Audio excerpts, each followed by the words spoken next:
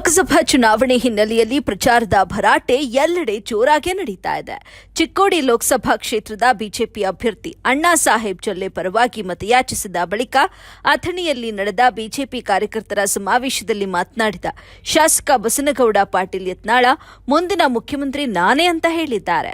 ರಾಜ್ಯದಲ್ಲಿ ಬಿಜೆಪಿ ಮತ್ತೆ ಅಧಿಕಾರಕ್ಕೆ ಬಂದರೆ ನಾನೇ ಮುಖ್ಯಮಂತ್ರಿ ಆಗುತ್ತೇನೆ ಅಂತ ವಿಜಯಪುರದ ಬಿಜೆಪಿ ಶಾಸಕ ಬಸನಗೌಡ ಪಾಟೀಲ್ ಯತ್ನಾಳ್ ಹೇಳಿದರು.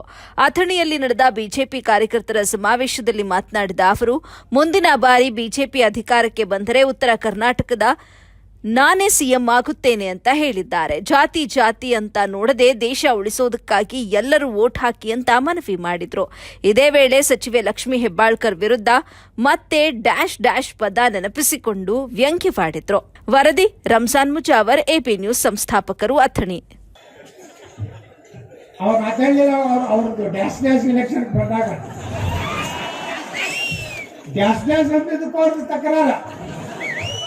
ನಾನು ಹಂಗೆ ಮಾತಾಡಿದ್ರೆ ಆ ಗಿಡಕ್ಕೆ ಅವತ್ತು ಕಡೆಕಾಗಿ ಹೋಗ್ತಿದ್ದೀನಿ. ಇಳ್ಕೋದ್ರೆ ಏನು ಜೋರು ಇತ್ತದು. ಕೊಟ್ಟ ಕುದುರೆಯನ್ನು ಏರಳವ